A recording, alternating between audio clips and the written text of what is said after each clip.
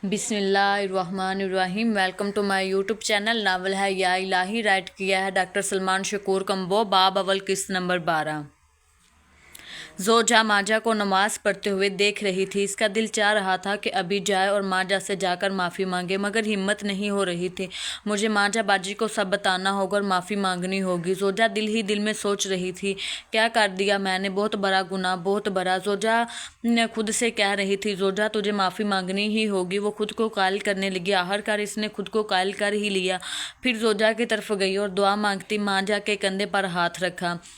माजा ने मुड़कर देखा तो जोजा को सामने पाया। कमरे में जोजा की सुनी सारी बातें माजा के ज़हन में घूमने लगी और माजा जोजा को तकने लगी। मुझे माफ़ी कर दो भाभी, मुझे माफ़ कर दो, जोजा ने रोते हुए कहा और माजा से लिपट गई। भाभी, आज मैंने गिराया था अपने भतीजे को चारपाई से। भाभी, मैं वो बदनसीब हूँ जिसने एक मफलूज नन्ही जान को मारने की कोशिश की। भाभी, मैं हूँ वो बदकिस्मत। भाभी, मैं जानती हूँ मैं माफ़ी के लायक नहीं, मगर मुझे माफ़ कर दे।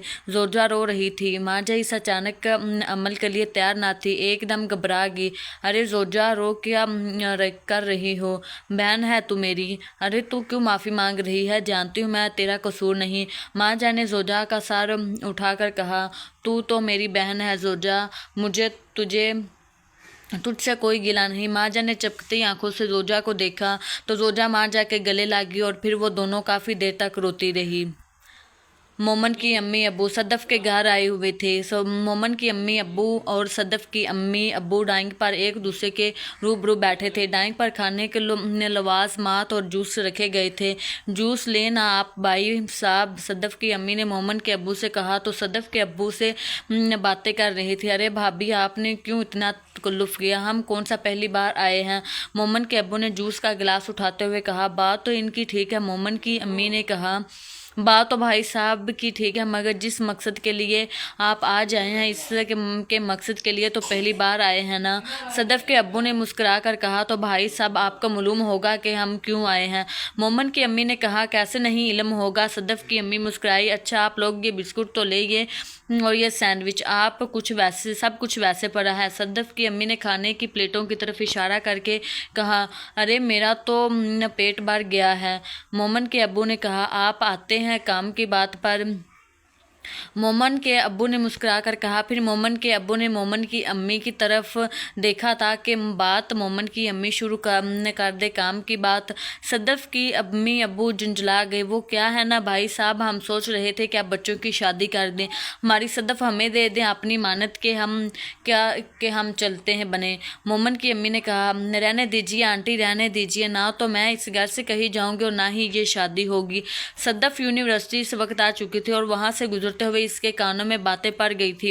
इसने सबकी तरफ देख कर कहा और अंदर चली गई। सदफ़ और मोमन की अम्मी अब्बू इसकी बात सुनकर साकत हो गए। एक गहरा सन्नाटा था वहाँ, जो शायद 5 से 6 मिनट तक बरकरार रहा। सदफ़ की अम्मी अब्बू ने तो शर्मिंदगी से सर झुका लिए थे, मगर मोमन की अम्मी अब्बू की भी नज़रें नहीं उठ रही थी। आखिर हिम्मत करके मोमन के अब्बू ने जाने की इजाज़त ली। सदफ़ के वालिदैन इनकार ना कर सके। फिर मोमन के अम्मी अब्बू उठकर वहाँ से चले गए। इसे क्या हो गया?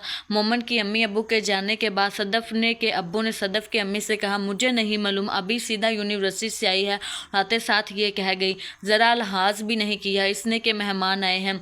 सदफ़ की अम्मी ने कहा। कितनी शर्म की बात, अब वो क्या सोचेंगे कि हमारी बेटी बदतमीज़ और बदलिहाज है। सदफ़ के अब्बू ने गहरी सांस लेकर कहा। कुछ ज़्यादा ढेल दी है या आपने इसे? सदफ़ के अब्बू ने गुस्से से इसकी अम्मी को देखा और उठकर चले गए। नीलम हीरा के कमरे तक पहुंची। कमरे का दरवाज़ा लगा हुआ था। नीलम ने जाकर दरवाज़ा खटकाया, मगर आगे से कोई जवाब न आया। हीरा, दरवाज़ा खोलो, मैं नीलम हूँ।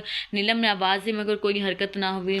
हीरा, मैं नीलम हूँ। नीलम ने फिर से आवाज़ दी। इस बार पैरों की आहट सुनाई दी और फिर कमरे का दरवाज़ा खुल गया। हर एकदम धर्म की आवाज़ आई। नीलम ने दरवाज़ा खोला और सामने का मंजर देखकर हैरान रह गई। सामने फर्श पर हीरा बेसिदा पड़ी थी। दरवाज़ा खुलते हुए हीरा को चक्कर आ गया था और वो बेहोश होकर गिर गई थी।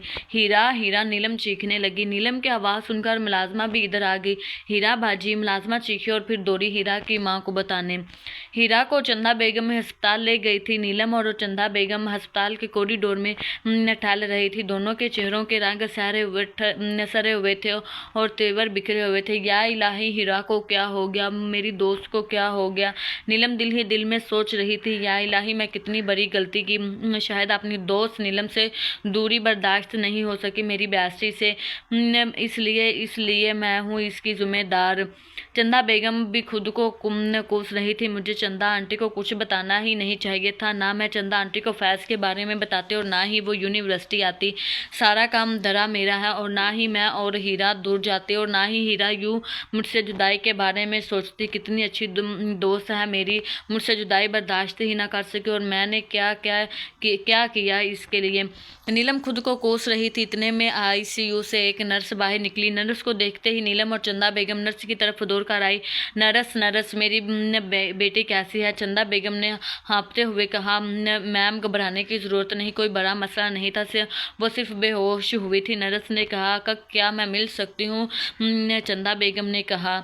हाँ, इन्हें होश आ चुका है, आप अंदर जाकर मिल लीजिए, नरस ने कहा और आगे बढ़ गई। चांदनी अपने जोबन पर थी। चौदहवीं का चांद सारे आसमान पर अपनी रोशनी बिखेर रहा था और ज़मीन को भी अपने नूर से मुनव्वर कर रहा था। बहुत खूबसूरत नज़ारा था। चांद की रोशनी उफ़क़ से ज़मीन की जानब जा रही थी और फ़ज़ा को चीरती हुई ज़मीन से टकरा रही थी। अपने घर के आंगन में चारपाई पर रज़िया की गोद में सर रख कर कहती ज़ेबा ये सारा मंजर देख रही थी। चांद को देखते हुए ज़ेबा तरह तरह के ख्यालात अपने जहन में कर रही थी। बेशबहा सवालात का जन्म इसके दिमाग में हो रहा था। बच्चे चांद से बहुत प्यार करते हैं, शायद इसकी खूबसूरत पेशबहा रोशनी के बायस, या शायद इसकी बुलंदी इन्हें इस पर मोर मटने पर मजबूर करती है। अम्मा, चांद इतना ऊपर क्यों है? ज़ेबा ने चांद को देखते हुए कहा तो रज़िया एक दिन झुंझला गई। पुत्र सोने, रब ने ये दुनिया बनाई है, इसी ने चांद को ऊंचाई पर लगाया है, रज़िया ने इसके सर पर थपथाते हुए कहा। रात के वक्त की खूबसूरत ठंडी हवा चल रही थी और इन दोनों को लभा रही थी। अम्मा की भी अम्मी है क्या? इस बार ज़ेबा के सवाल ने रज़िया का मुंह ही बंद कर दिया। पुत्र सो जा, बहुत रात होगी, चक अब चांद को देखना छोड़ और आंखें बंद करके सो जा। रज़िया ने इसके माथे का बोसा लिया। फिर ज़ेबा ने आंखें मीट ली और रज़िया इसे देखने लगी।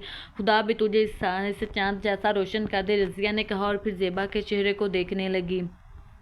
मुझे मालूम होता कि मेरी बेटी यूनिवर्सिटी न जाने पर इतनी बीमार होगी तो मैं कभी ऐसा ना करती। चंदा बेगम और नीलम दोनों हीरा के बेड के पास अस्पताल में बैठी थी। बेटा, अपनी अम्मी को माफ़ कर दो, मगर मैंने तो तुम्हारा भला चाहा था मेरी बेटी।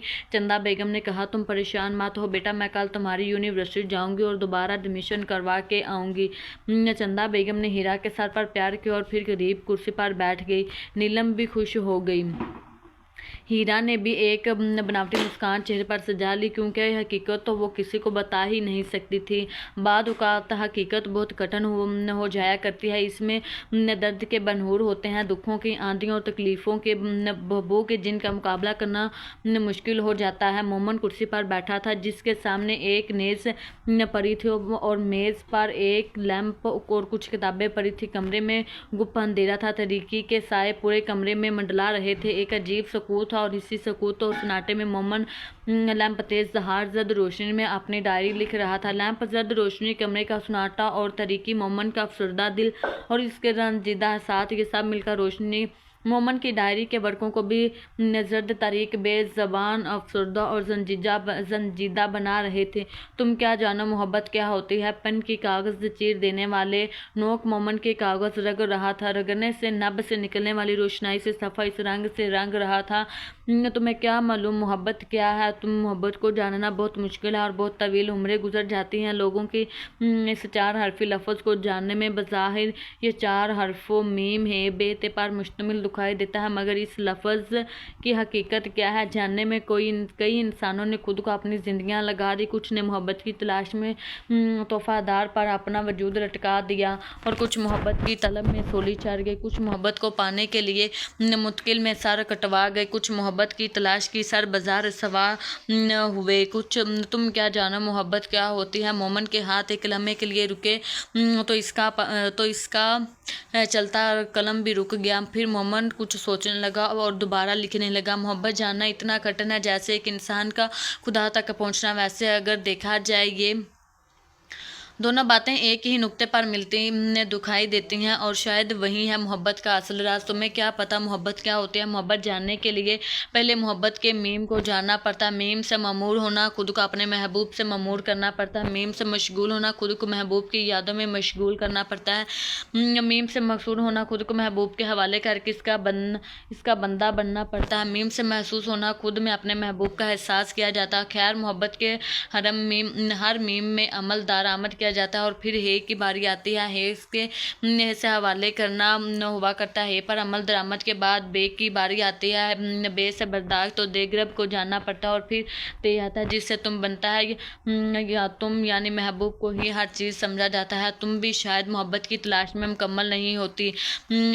मोमन एक बार फिर रुक गया। फिर कुछ देर बाद दोबारा लिखने लगा। सदफ तुम क्या जानो मोहब्बत क्या होती है। तुम तो एक मजदूर लड़की हो। मोहब्बत तो झुकने का नाम है, अना को बेच देने का नाम है, खुद को महबूब के हवाले कर देने का नाम है। तुम जैसी लड़की मोहब्बत समझती ही नहीं तो करेगी कैसे। तुम्हारा सवाल था कि क्या मैं तुमसे मोहब्बत करता हूँ, तो जवाब है नहीं। मैं तुमसे मोहब्बत नहीं करता।